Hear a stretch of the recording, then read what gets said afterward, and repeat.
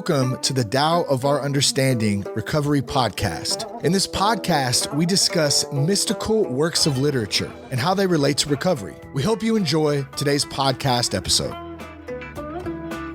Hello, this is Buddy C. Welcome to the Tao of Understanding Recovery Podcast. Today we have Brian and Drew and Lou. Good to have you guys. Looks like it may be a men's meeting this week. In this podcast, we talk about, actually it's a meeting that we record as a podcast. In this meeting, we talk about Taoist literature and how it relates to recovery. We've gone through the Tao Te Ching a couple of times over the 8 years that we've been recording these. Now we're going through the Chuang Tzu, and it's Thomas Merton's interpretation. We don't talk about philosophy. We talk about how the text relates to our own recovery, relates to how we understand or are coming to understand the higher power. Our story today is Starlight and Non-Being on page 125. First, we'll talk about a resource that we have for you, a free resource and a synchronistic moment. The resource we have for you today is a downloadable book at buddyc.org. Back during the pandemic, had some time, and I thought, I wonder if I can personally pin how each of the 81 verses of the Tao Te Ching relate to my own recovery. I went through those, and that's what the book is. You're welcome to download a PDF of the book, or of course you can buy it on Amazon if you want a paperback. You can also download and share and post anywhere the PDF of the book. It was a gift to me, so I want to make it a gift to everyone that I can. That's available at buddyc.org. Okay, our synchronistic moment today, Lou. A couple of years ago, my wife and I were flying to Arizona, and I was in the security line, and I looked up and saw my cousin Kevin a ways ahead of us in line, and waved to him and said hi, but it was too many people and I was too far away to really have a conversation with him. And I hadn't had a conversation with him in a couple of years, probably a good year. And Kevin had some health problems, and I was hoping to catch up with him, but by the time we got through security, he was gone. And so I regretted that I hadn't had a chance to talk to him. And we're on the plane, and it's loading up, and there's just a few seats left, and a couple of them are next to me, and I'm thinking, okay, got a little room. And then here comes Kevin down the aisle with his girlfriend. I wave again, and turns out his seat was right next to mine on the plane. So we had a good 3 hours to catch up and talk and remember old days at Grandpa's farm and all those kinds of things. It was really fortunate that happened because Kevin died not too long ago. So I had that chance to catch up. It was a nice moment of Tao. Directly beside you, Lou, like next to you, his seat. Yeah, and his girlfriend was next to him, and my wife was across the aisle. So we're all three. So your wife was across the aisle, and you were next. I was next to her, and so we were all four right across from each other. Oh, wow. Couldn't have planned it. Couldn't have got those seats if we tried. This is a path of virtue, and as a result, we experience the virtue, right? And that is an example of that, I think. Very fortuitous. Situations like that you can just be grateful for. That's all I can do. If I go back trying to figure out, why did that happen? What did that mean? No, just be grateful. If everything relied on my understanding, I'd be in horrible shape. I don't know about you guys, but when things aren't going exactly the way I think they should be going, when I see things like this, why do I get twisted if I know that I'm being looked after just the same? I can't see it in the moment sometimes. Does that make sense? Brian, I think that's why gratitude lists are so important. Absolutely. See how it's worked out in the past. I've shared before, I believe here and in meetings, that I've had things that haven't worked out, and I've been really disappointed. And it may be an hour or it may be 5 years later. And I'm saying, thank God that didn't work out. For me, when I start asking why this, why not, I've got a hold of that thing and I'm fixing to get drug along. Yeah. Even in good things, Brian. I want Yeah. to figure out why this good thing happened so I can duplicate it again, right? Yeah. So Yeah. I can duplicate. Or for me, it's like when good things happen, I'm like, whoa, we're on a good run. There's something coming. I'm So waiting on the shoe to drop. on the shoe to drop or the bus to come driving through, take me out. After all these years, I'm surprised. I'm saying I'm disappointed, but it's the same process that it was when I first came into recovery. It's surrender, stepping out of the way, letting go, looking for a way to be helpful. That process never changes. Being grateful, knowing that I'm not in charge. For me, it's that surrendering and getting out of my own way, getting out of Brian's way. And that don't mean I don't sit around and not do anything, but I just It means your accept job's different now, Brian. it means my job's different. And I had a situation yesterday. I won't go into all the details, but mowing my yard, my mower went out about a third of the way through it. We got a bunch of rain coming. And immediately I'm like, what am I going to do?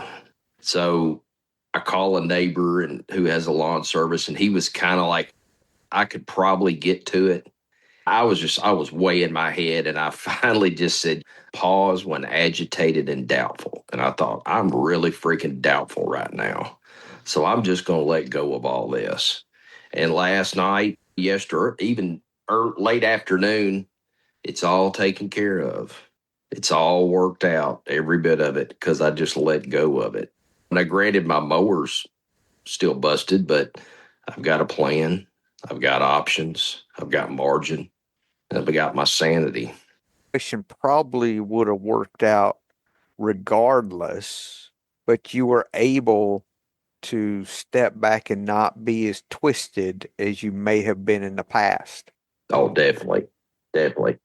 I caught myself because there was a point I was fixing to go get a part, and I was going to drive a pretty good close to an hour to go get it. And I was just like, this makes no sense. So I just hung a U-turn at the door and said, you know what? I've got other things I need to do that are more productive. And so I sat down at the computer and started clearing my plate off at work. Man, life gets so much simpler when we can step out of the way and stop adding ourselves to whatever circumstance we're experiencing. On this topic of things almost always working out for the better, that reminds me, my wife and I have had that happen to us kind of recently as far as jobs go. A couple of years ago, I wasn't very happy with my job. I applied for 2 jobs that I really wanted. It got pretty far. I think I got to the final interview process in both of those jobs and really thought I had them in the bag, but they hired somebody else, and I was really disappointed. But then since those interviews, there have been a couple of changes, big changes at my current job. And when those changes were announced, I was upset about them, but they've really been for the better. And I'm really happy with my job now. I'm really grateful I didn't get those other jobs. A friend of mine actually recommended me for a job with her employer last week, and I told her I'm good. I really like my job now. I haven't even looked for any other jobs just to see what's out there. So really thankful I didn't get those jobs that I was disappointed for not getting. But I did tell her, and I kept in the back of my mind, this will be for the better. Whatever happens, it'll be for the better. It's absolutely for the better. Is it possible for us to always see what's happening in the moment as being, quote, the better or what's better for us? It's possible. It's hard, but it's possible. That's what we're really saying. There's nothing to compare it to. What's going on right now, there's never been another moment that's exactly the same. Right now, it's July 11th, 2026, approaching 9:18 and 20 seconds Eastern. So with that, there is nothing to compare this moment to. You know, buddy, for me, maybe it's not better for me, but maybe it's better for somebody else. Maybe it's something that needs to happen because somebody else needs it worse than I do. And also, Brian, I think the next phase of this seeing it as better, just seeing it as it is. As it is. To the story of the farmer who has those good things and bad things happen to him. But he doesn't see it as that, Drew. He doesn't Exactly. see it as good and bad. Yeah. Yeah. It's a thing that happened. Yeah. Maybe it isn't. His neighbors did, though. And Brian, I like that idea of recognizing that something that's disappointing to you may be better for somebody else. That is kind of how I tried to look at me not getting those jobs, is try to be happy for the person who did get the job. I was just mirroring what was said about just accepting the moment without putting a judgment on it. We know with acceptance that our peace and joy doesn't come from circumstances being one way or the other. True peace and joy comes from accepting the moment as it is. Of course, we make changes we can or need to, and let things lie that we don't, but it's in the acceptance without adding to. And if you do add something, I think you can add gratitude, accepting the moment and adding gratitude for it, accepting the moment and adding being happy for someone else's good fortune. And with gratitude, where gratitude keeps us from adding ourselves to the moment, keeps us away from that manipulation and that control, brings me back to the moment, or brings my presence back to the moment. We're always in the moment. We just don't realize it. We've left reality. I've got a little devotion that I want to read that goes right with this. It's an affirmation, really. I will not be trapped by the illusion of circumstances. The illusion of circumstances, favorable or unfavorable, is not a part of the divine and will not be accepted as fact from this day forward. Circumstances are not part of the ever-present moment because I have to judge against something to have circumstances. I will not be trapped by anything, only experiencing what is. I've been sitting with that this week.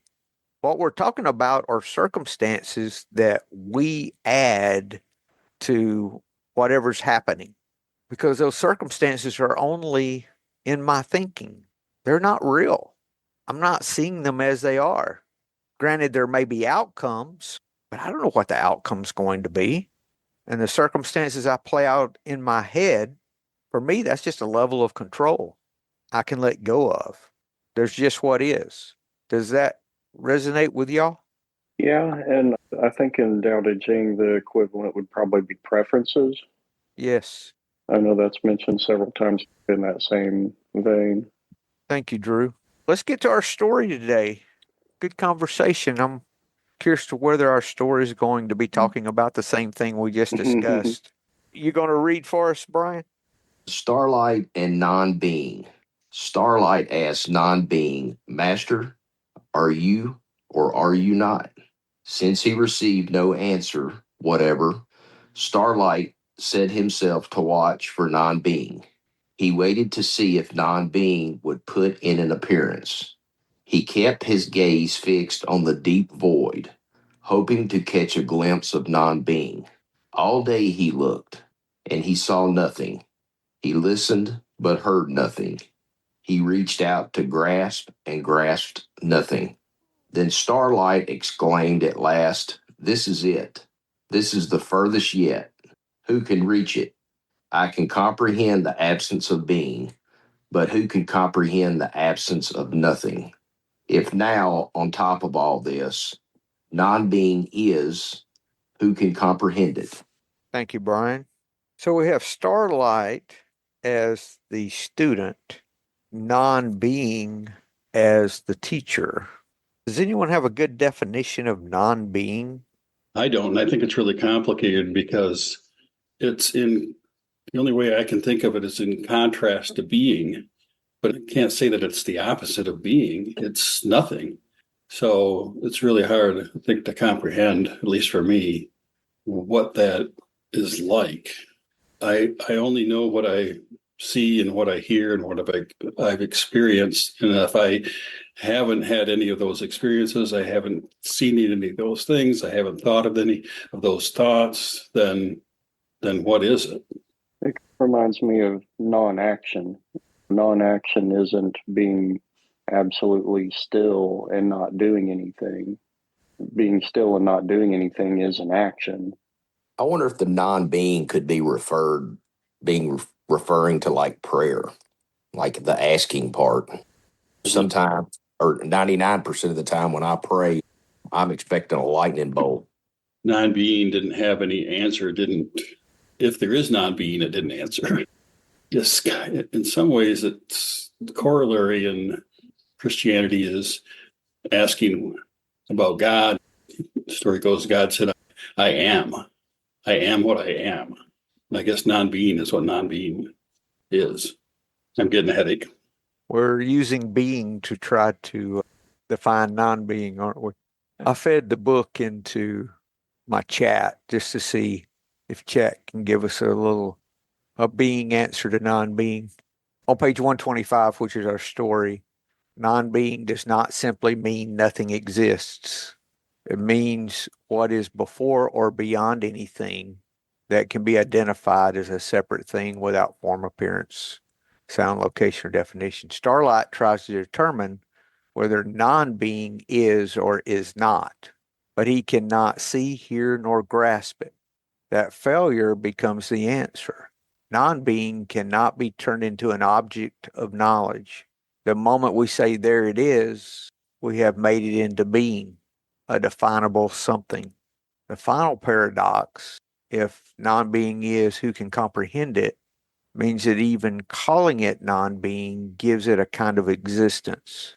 Chuang Tzu is taking thought to its limit. The deepest source cannot be adequately described as either something or nothing. The preceding passage says the Tao causes both being and non-being, but is itself neither. I don't know any more than when we started. It's kind of like a Zen koan, isn't it? It is.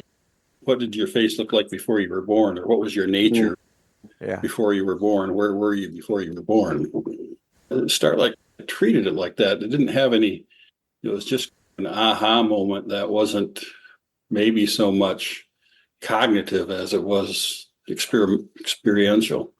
There I go applying logic again. But still, though, you're moving from intellectual understanding to knowing. Chat did give another little thing that may help. Being everything that has appeared and can be distinguished. Non-being, the uniformed, undivided openness of which appearances arise. Tao is deeper than both categories. In recovery language, non-being resembles the inner emptiness created when I stop forcing an answer, release my plans, and become available to what is. It is not lifeless, blankless. It is the openness before the right action becomes clear. I can go with that. Yeah. It resembles, it doesn't say non-being is. It resembles the inner emptiness created when I stop forcing an answer. It's like we were talking about before we read this, that I become available to what is. Emptiness and surrender, non-attachment and surrender. Openness before the right action becomes clear. And then that I'm thinking about the man of Tao steps on what is already moving. And you can only reach that state of openness to receiving the right action when you take yourself out of, you clear your mind of self-centered thoughts. You get rid of your concept of your own being. That's when you're in the state of non-being, is when you're not concerned about your own being. When you get in that state of non-being, then you can be open to accepting the right action and not run that right action through your own self-centered thoughts. The right action comes up, you do it, which is non-action. So getting in that state of non-being leads to non-action. I was asking my friend Claude, and Claude says it's prior to the duality altogether. Non-being is closer to what the Tao Te Ching means by the nameless uncarved block in the source before the 10,000 things split off into this and that. Yes, because Starlight is looking for a label, because Starlight asks non-being, master, are you or are you not? That's the first dividing line into dualism. Are you or are you not? Are you good? Are you bad? Will you help me or not?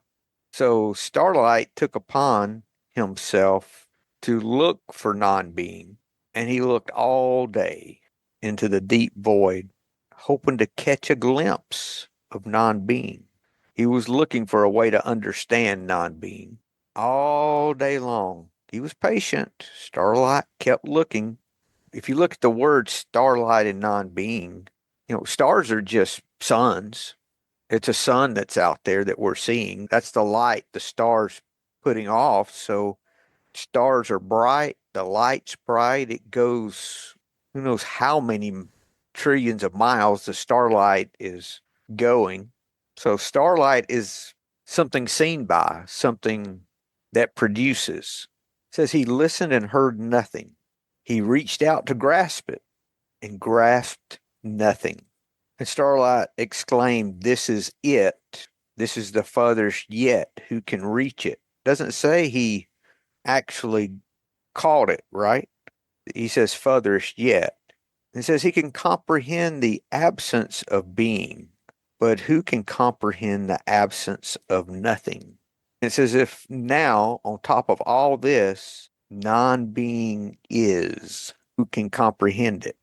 Not I.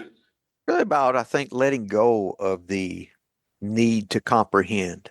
Like you said, Lou, I think it's coming back to the what is, back to the ever-present moment. Starlight was trying to grasp, trying to understand it, trying to get a hold of it, and he grasped nothing. He was looking. He was looking. putting forth effort to understand. The image that comes to my mind is standing at a beach and watching waves come and go and trying to capture a wave. Try to hold a wave in your hand, try to put a wave in a box or a bottle or a bag or something. You can't hold a wave in your hand. Similarly, the waves come and go, and when a wave disappears, go underwater and try to find the wave. Where did the wave go? The wave didn't go anywhere. The wave never really existed independently of anything. It was made of the same water that the part of the ocean that wasn't a wave is made of. Drew, that reminds me of mystics and mysticism, or people with near-death or death experiences where they talk about merging with everything. They no longer are. They're everything rather than one thing. And they have that experience for a short period of time. That's maybe non-being is where you're not anything, you're everything. Non-self. Non-self, yeah. That's a good way to describe it, Drew. Thank you. You've gotten rid of the ism, I, self, and me. There's no more ism. So did Starlight finally get his answer? I think the answer is there is no answer. Who can his last question, who can comprehend it? To me, that's him saying this isn't something that can be comprehended through thought or logic or reasoning or even through the senses. It's pointless to try to find non-being. The absence of nothing. I think this goes back also to the principle that the answer, so to speak, or goes back to in recovery, I found that the solution was not in my understanding of how it works or learning the secret formula or reading the instructions more clearly or working harder, doing better. It was in surrender, in letting go. And the whole program over time I have seen is how to better let go, how to let go of fear, which produces itself as all the character defects, pride, ego, all those things have a fear root if I look deep enough, and letting go, seeing that my emptiness is what brings relief, not my filling. It truly is a life of subtraction, not addition.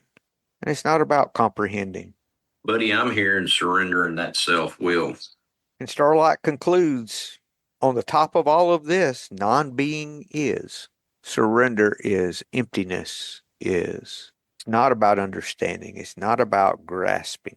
This might be a short one, but it's a deep one. This is exactly what we were talking about before we read. A lesson to put it into practice is to realize that I can't really force myself into that state of non-being or acceptance, non-self, all of that. That's not something that I can just white knuckle my way through.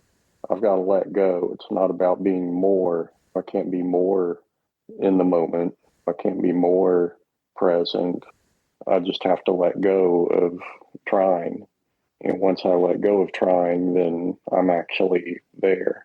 When I'm just thinking, here's how to be present, here's how to be in a state of non-being, of non-doing, non-action, non-self, that's all me getting caught up in myself. The only way to get into those spaces is to drop my attempts to get into those spaces. That's it. Not trying to recover as hard as you can. So in practicality, how do we do that? It's one thing to say, yeah, I need to let go, but how? What are the mechanics of letting go? I think that's where meditation practice really helps me, is that when I'm meditating, my job when I'm meditating is to notice when I'm getting caught in thought patterns and getting caught up with emotions, and just letting those thoughts and feelings, just letting them exist and letting them go without interacting with them anymore. That builds my ability for the rest of the day. Notice when I'm caught in thoughts, notice what I'm thinking about, notice when I'm grasping, feeling something that isn't there, or being averse to something that is there, and letting everything go, letting it all, okay, I'm having this thought pattern. That's not helpful right now. Just let it go on its own. So the more I can practice just noticing when I am grasping to something, when I'm clinging to something, when I'm caught up in a thought pattern, and just letting it go, that's how I can get back more into the present moment. Thank you, Drew. Until I started meditating, I didn't realize I was not my thoughts, and I did not have to go wherever my thoughts were taking me.